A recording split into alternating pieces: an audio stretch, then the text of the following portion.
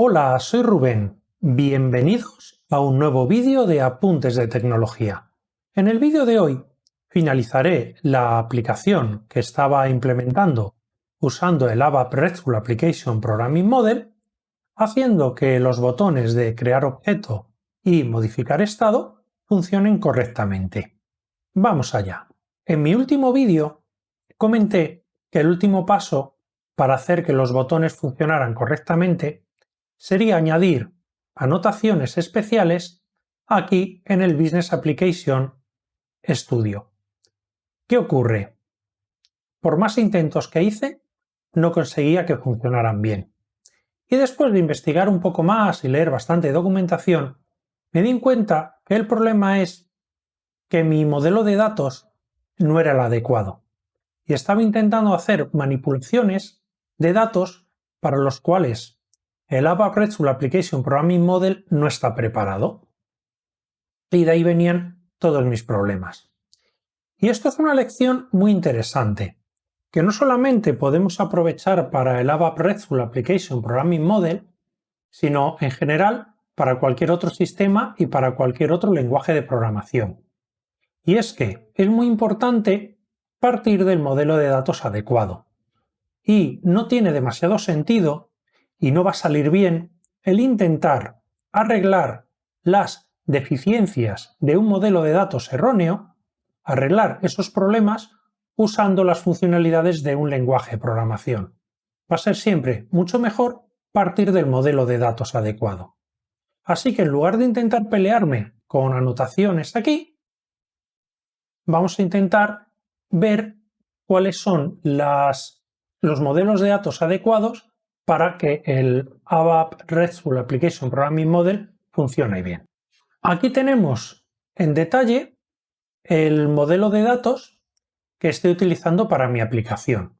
Me voy a centrar sobre todo en estas tablas, los objetos y los estados, que son los que forman parte de mi aplicación. Si os acordáis, y si no podéis acudir al vídeo correspondiente, en este modelo de datos el objeto tenía una relación 1-1 con los estados. Y aquí en el estado realmente lo único que yo guardaba era la clave del objeto unida al estado, que era un simple campo. Entonces, claro, una relación 1-1 entre dos tablas, en los que esta tabla de aquí solo guarda un campo, eso está mal diseñado. Eso debería ser realmente un atributo o un campo, como queramos verlo, de esta entidad de aquí. Pues eso es lo que he hecho. Aquí, en la base de datos, le he añadido un campo más a la tabla de los objetos, el campo estado, puesto que es lo único que me aportaba esa relación.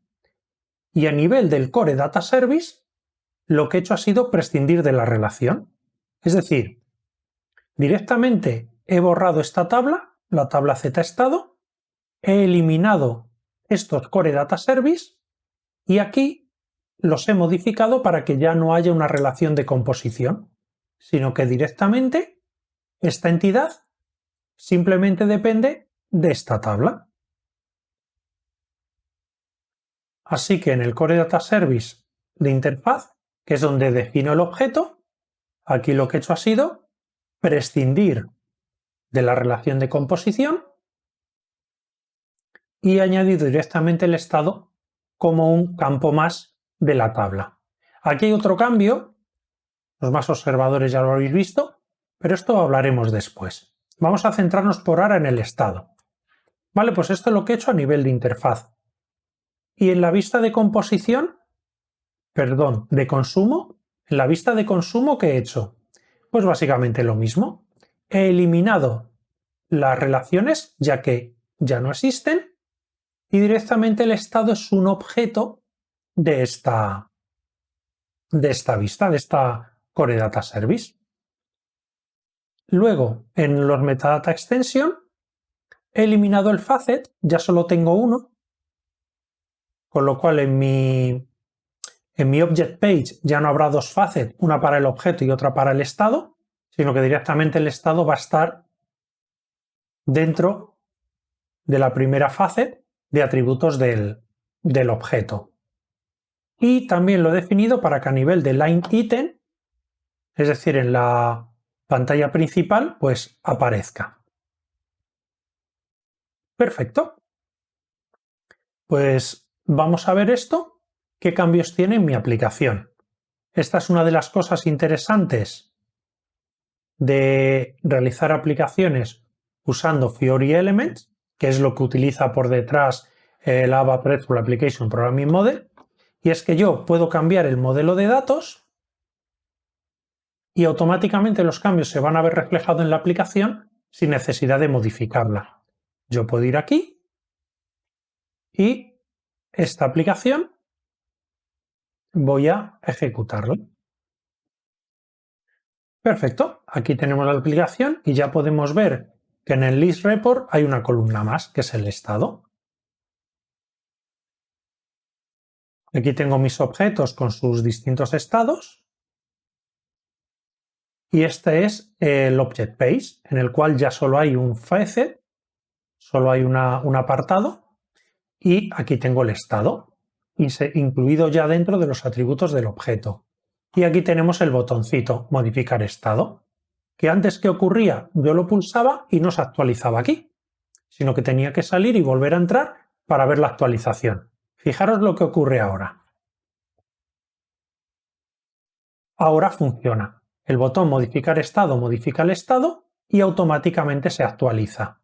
¿Cómo lo he implementado? Pues vamos a la definición del comportamiento y aquí podemos ver que sigo teniendo la misma definición. Tengo la acción modificar estado, que el resultado es una entidad del tipo objetos. Aquí no ha cambiado porque es lo mismo que tenía antes. Pero lo que he hecho ha sido modificar la implementación. ¿Ahora qué hago? Ahora no necesito leer la entidad estado. Directamente leo la entidad objetos, es decir, estoy leyendo los objetos, en este caso objeto, que estoy manipulando al pulsar el botón. Leo ese objeto y sobre el objeto u objetos que haya recuperado, lo que puedo hacer es simplemente manipular directamente esa entidad. Es decir, estoy actualizando la entidad objetos. No tengo que actualizar una entidad dependiente de ella. Y aquí lo que hago es, bueno, pues lo mismo que hacía en la implementación anterior. Si el estado vale X lo paso a blancos y si vale blancos lo paso a X. ¿Y luego qué hago? Pues luego lo que hago es devolver los objetos que he manipulado. Y sin necesidad de anotaciones adicionales, pues esto ya funciona de la manera que queramos. Es decir, ya sí que funciona adecuadamente el manipular un objeto desde el botón modificar estado. Perfecto. Por cierto, ¿qué habría que hacer si yo quiero que el botón aparezca aquí y poder marcar varios y hacer que eso funcione? Bueno, pues es decir, que el botón modificar estado sea para varios objetos en vez de solo para uno. Bueno, pues eso es cuestión de las anotaciones. Porque recordar que si bien el behavior es donde yo indico las acciones que hay, luego para que estas acciones funcionen, yo en el metadata extension es donde tengo que definir dónde quiero que aparezca un botón. Entonces fijaros que aquí el botón lo he puesto a nivel de identification, es decir, lo he puesto en el facet del object page. Si lo quisiéramos en la página principal, pues tendríamos que buscar la notación adecuada para que en vez de ser a nivel de identificación, pues fuera a nivel del list report. Que esto es algo que si, bueno, pues si queréis, si me lo indicáis en los comentarios y demás, pues podemos verlo en otro vídeo. Cómo aplicar el botón al list report en lugar del object page. Bueno, pues ya tenemos solucionado lo del lo del estado. ¿Qué otra cosa teníamos? Bueno, pues otra cosa interesante que teníamos era el apartado de crear un objeto.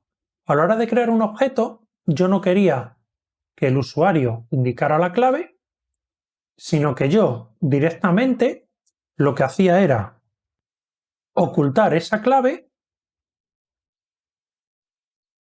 de manera que cuando yo le diera crear, esa clave se determinara usando una determinación. ¿Cuál era el problema? Que cuando llegábamos aquí, el objeto que se había creado, nos encontrábamos con que aquí seguía apareciendo el valor antiguo. La clave seguía apareciendo vacía. No aparecía el valor que se había determinado. Para verlo, teníamos que salir y verlo ya en el list report. Bueno, pues, ¿cómo he arreglado esto de aquí? Esto vamos a verlo porque tiene un poquito de truco.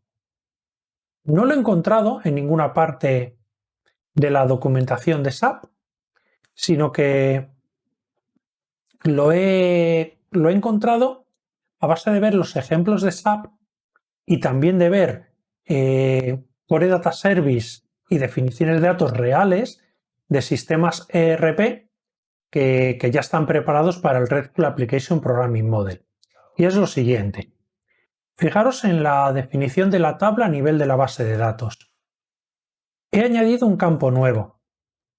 Resulta que la clave ya no es el identificador del objeto. Esto ha quedado algo así como una clave secundaria o como número o como identificador externo. Es decir, es la manera en la que nosotros vamos a identificar el objeto. Sigue siendo su clave, pero no es la clave real. La clave real es esta de aquí, que es de un tipo especial, System UID. Bueno, pues resulta que estas claves yo a las bases de datos HANA las puedo pedir que automáticamente las gestionen ellas. Y esto, como os digo, es una práctica que se está volviendo habitual en los objetos estándar de SAP, sobre todo en los objetos que están creando nuevos para las nuevas funcionalidades que están apareciendo en HANA. Os vais a encontrar que los objetos tienen dos claves. Una con la que los identificamos de forma externa, es decir, su número externo, su clave externa, y otra con la que son identificados realmente en la base de datos. Que esto es un número pues bastante ilegible. Aquí si vemos esta tabla a nivel de la base de datos, a ver si me deja, aquí, Open with Data Preview, pues fijaros que la clave es un numerajo ininteligible y luego aquí está el número externo que usamos para identificarlo nosotros. Pues aquí tenemos la clave de todo. ¿Qué he hecho yo? Pues fijaros, en el behavior lo que le he dicho es que este campo, el UID, que es la clave real del objeto, le he pedido que la numeración de ese campo sea gestionado. Esto es lo interesante. Esto puedo hacerlo porque mi implementación es una implementación gestionada. Entonces yo puedo delegar el comportamiento de este campo por ser del tipo que es, por ser del tipo System UID, por ser de ese tipo, yo le puedo pedir que él lo gestione. Y además, por si acaso en algún momento alguien lo añade a la pantalla, le he pedido que sea read only. Vale, perfecto. Y este de aquí, el campo ID, también le pido que sea read only. ¿Por qué? Porque lo voy a calcular en la determinación. ¿Y cómo he implementado la determinación? Bueno, pues la determinación, aunque se sigue llamando calcular clave, en realidad yo no manipulo la clave real, el UID, sino que yo manipulo esta clave externa, esta clave secundaria. ¿Cómo lo hago? Bueno, pues empieza igual que en el ejemplo que teníamos en el vídeo anterior. Yo lo que estoy haciendo es leerme las entidades que están siendo creadas. Que eso me lo proporciona el ABAP RESTful Application Programming Model. Cuando llama a la determinación, él me proporciona los objetos que están siendo creados. Pues bien, una vez que yo he traído los objetos, por si acaso borro aquellos que ya tengan una clave externa asignada. Porque es que aquí os vais a encontrar a veces que esto se ejecuta muchas veces y os llegan algunos campos que ya han sido determinados. Entonces, ¿qué hago? Una vez que me he quedado solo con los objetos que aún no tienen clave, compruebo que realmente hay alguno, porque puede ser que ya se lo haya asignado a todos, y una vez hecho esto, procedo como lo hacía antes. Calculo el ID máximo que ya exista en la base de datos. Si todavía no hay ninguno porque es el primer objeto, pues empiezo por 0. Y ahora procedo, ahora aquí es donde cambia, porque antes lo que hacía era borrar los objetos que tenían la clave inicial y los creaba usando una nueva clave. Ahora no lo hago porque la clave real ya está. Ahora lo que hago es los modifico. Hago un modify de la tabla en la base de datos. ¿Y qué hago? Actualizo el campo ID. La clave sigue siendo la que tengan, pero el campo ID se lo modifico por el que he calculado, de manera que todos tengan un ID consecutivo. Y de esta manera, SAP es capaz automáticamente de determinar que ese campo ha sido modificado, porque ya no es el campo clave, y la aplicación funciona perfectamente. ¿Qué es lo que hemos visto aquí?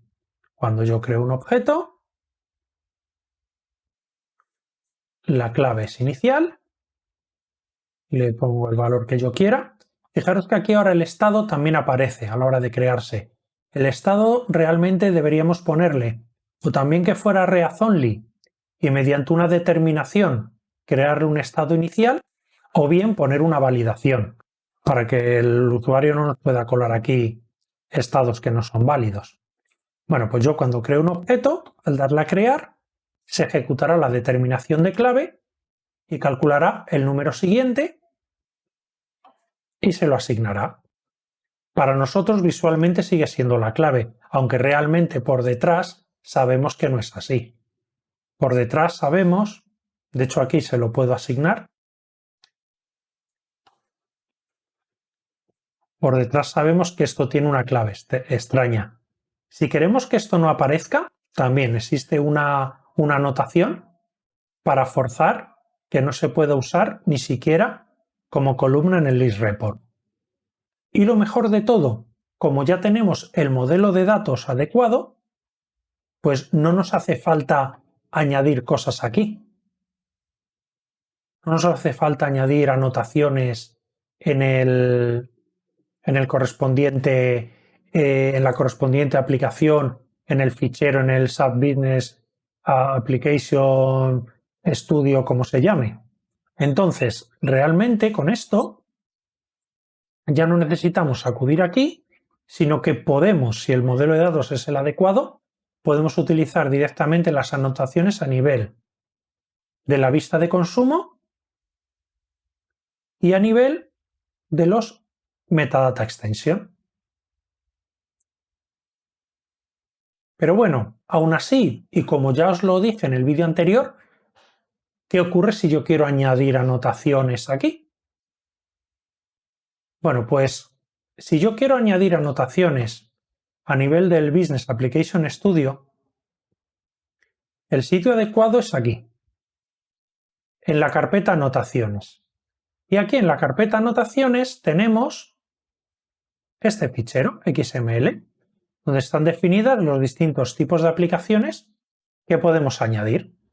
¿Y cómo añadiríamos anotaciones adicionales? Aquí tendríamos que empezar definiendo un apartado nuevo, porque esto es un problema del SAP Business Application Studio. No tenemos un editor de anotaciones tan cómodo como en el SAP Web IDE. Aquí nos tenemos que pegar directamente con el XML.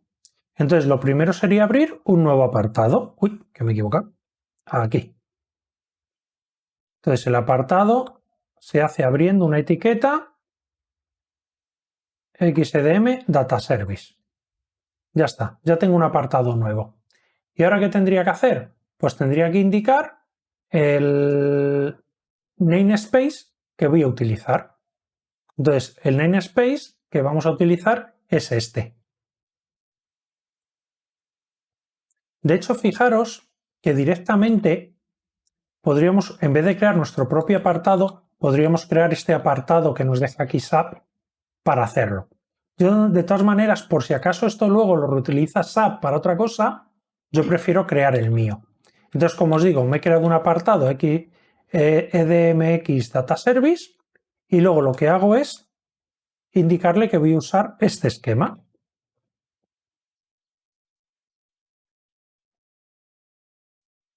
Para crear las anotaciones. Y ahora vendría, pues, indicar las anotaciones.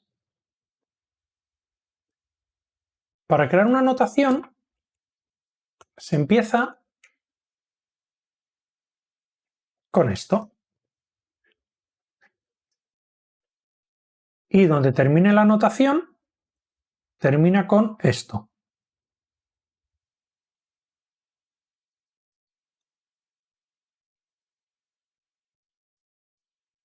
Es decir, aquí comienzan anotaciones, aquí terminan. Y luego cada anotación, pues la añadimos con annotation.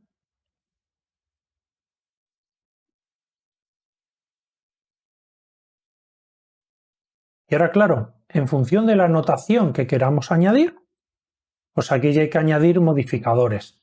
Por ejemplo, para las anotaciones del tipo side effect, todo esto sería. Tengo que indicar que voy a añadir un nuevo data service, qué esquema voy a usar, qué anotaciones, o sea, sobre quién voy a hacer las anotaciones y la anotación correspondiente. Entonces yo aquí lo que digo es que cuando cambio las propiedades, bueno, aquí de hecho esto está mal porque no es el ID, es cuando aquí no se ha actualizado bien, porque tu estado ya no existe. Pero bueno, aquí sería cuando cambio las propiedades asociadas al objeto, sería el estado. Aquí debería poner estado. Ya está. Cuando cambio las propiedades del estado, pues yo quiero que se actualice la raíz. Que por eso aquí tengo un target entities y pongo una ruta sin nada, para que la ruta raíz, es decir, los objetos, se actualicen. Pero como habéis visto, pues si tenemos el modelo de datos bien, esto no hace falta. Y hasta aquí el vídeo de hoy. Si os ha gustado, podéis regalarme un like. Si no os ha gustado, tenéis el botón de dislike. Si es algo más complejo, de un me gusta o un no me gusta, pues tenéis los comentarios donde podéis indicar lo que os parezca oportuno. Y si no os queréis perder mis próximos vídeos, una buena idea puede ser suscribiros al canal y darle al botón de la campanita para que sea el propio YouTube el que os avise cuando yo suba un nuevo vídeo. Muchas gracias por vuestra atención y nos vemos en el próximo vídeo. ¡Hasta luego!